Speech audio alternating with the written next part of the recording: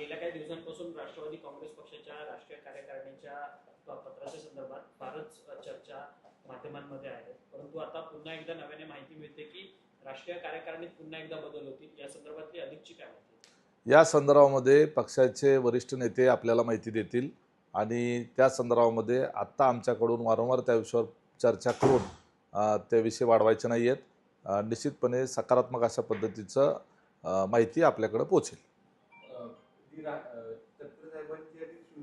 काल चर्चा झाली त्याच्यामध्ये आपण काही दिवसांपूर्वी पण बोललो की ती कार्यकारिणी आहे राष्ट्रीय, त्याच्यामध्ये काही फेरबदल अपेक्षित आहे। तेच मी आता सांगितलं, या संदर्भामध्ये पक्षाचे वरिष्ठ नेते बोलतील।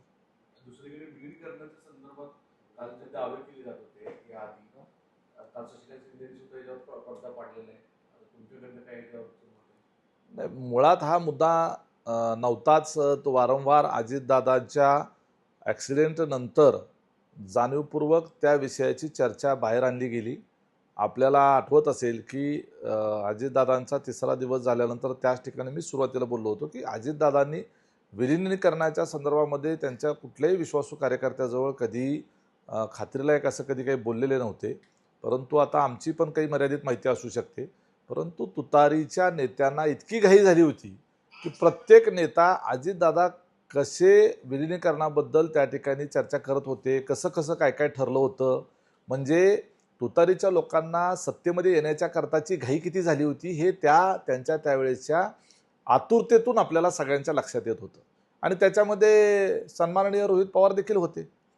आता ते म्हणतायत की काही जरी झालं तरी एक वेळेस पवार साहेब जरी गेले तरी आम्ही नाही जाणार भाजपबरोबर।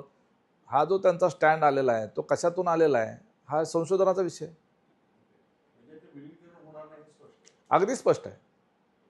दुसरा मुद्दा की तुमचे आमदार मोठ्या प्रमाणामध्ये फुटून जाणार असा जो दावा केला जात होता त्यामध्ये किती तथ्य आहे? महाराष्ट्राच्या इतिहासामध्ये आज तागायत सत्ताधारी पक्षाचे आमदार विरोधी पक्षामध्ये फुटून गेले असं एक तरी उदाहरण आहे का? हे कुठल्या तर्कबुद्धीला पटतं? सर्वसाधारण कुठल्याही गावखेड्यातल्या एखाद्या राजकारण न समजणाऱ्या माणसाला जरी विचारलं तरी तो कधीच असा विचार करू शकत नाही की सत्ताधारी पक्षाचा आमदार हा विरोधी पक्षामध्ये जाईल। ही पूर्णपणे खोटारडी बातमी आहे आणि पूर्णपणे न पटणारी, कुठल्याही कोणाला न पटणारी आणि खोटी बातमी आहे। याच्यामध्ये बरं, जर अशा पद्धतीनं कुठला आमदार त्या ठिकाणी काही बोलला असेल तर निश्चितपणे त्या ठिकाणी बातमी लावली पाहिजे। कोणी त्या ठिकाणी काही ट्विट केलं असेल, काही सोशल मीडियावर पोस्ट केली असेल, काही पत्रव्यवहार केला असेल, काही सुतोवाच केला असेल तरी बातमी करायला हरकत नाही। असं कुठलंच काही घडलेलं नसताना या पद्धतीनं बातम्या दाखवणं जे आहे ते आमच्या पक्षावर अन्यायकारक आहे, एवढंच फक्त मला सांगायचं होतं। उलट तुतारीचे एक आमदार सोडला आणि एक खासदार सोडला तर ते सर्वजण आमच्याकडं आमच्या पक्षामध्ये येण्याच्या करता इंटरेस्टेड होते। एवढंच नाही तर त्यापैकी काही जणांनी पक्षांतराच्या फॉर्मवर सह्यासुद्धा करून दिल्या होत्या आणि त्याच्यानंतर त्यांच्या नेत्यांनी अखंड तांडव केला आणि तो अखंड तांडव दुसऱ्या तिसऱ्याकडे कोणाकडे नाही केला, तो अजितदादांजवळ केला। आणि त्यामुळं दादांनी त्यावेळेचा तो जो आमदारांचा त्यांच्या खासदारांचा जो प्रस्ताव होता थोडासा बाजूला ठेवला, नाही तर 2-1.5 वर्षापूर्वीच साधारण संपूर्ण तुतारी रिकामी झाली असती। दुसरं की विधान परिषदेच्या निवडणुकीत महायुती म्हणून एकत्रित लढवायचं चाललेलं आहे, पण जी काही आकडेवारी समोर येते की 12 जागा भाजप घेईल, 3 जागा शिवसेना आणि 2 जागा एनसीपी, असं खरं ठरलंय का? राष्ट्रवादीला विधान परिषदेच्या निवडणुकीत 17 जागा आहेत, त्यातल्या साधारणतः किती अपेक्षित आहेत? या संदर्भामध्ये स्वतः सुनेत्राबाईंनीच या संदर्भामध्ये त्या ठिकाणी आपल्याला माहिती देऊ शकतील। सध्या माझ्या पातळीवर या चर्चेच्या बाबतीतली कुठलीही माहिती नाही।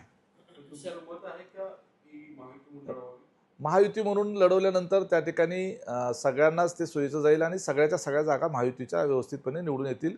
आणि आपल्याला माहिती आहे की या निवडणुकीमध्ये फार परत विचित्र प्रकार चालतात, ते होणार नाहीत। सर, एकीकडे पंतप्रधान नरेंद्र मोदी यांनी काटकसरीचं आवाहन केलेलं आहे देशवासियांना आणि दुसरीकडे त्यांच्याच पक्षातले अर्थात भाजपमधले काही महिला मंत्री जे आहेत ते आता चारधाम यात्रेला गेले, सातत्यानं सोशल मीडियावरती ते पोस्ट करतात आहेत आणि पोस्टवरती सोशल मीडियामध्ये नेटकऱ्यांवरतून टीका सुद्धा केली जाते। एकीकडे मोदी आवाहन करतात, हे मात्र फिरताना पाहायला मिळतं। पहा, सन्माननीय देशाचे पंतप्रधान यांनी आपल्या देशाचं परकीय चलन वाचावं, कमीत कमी इंधनाचा वापर त्या ठिकाणी व्हावा, इंधनाचा अपव्यय होऊ नये, खर्च कमी करावे याच्याकरता म्हणून एक सार्वत्रिक ते अपील केलेलं आहे.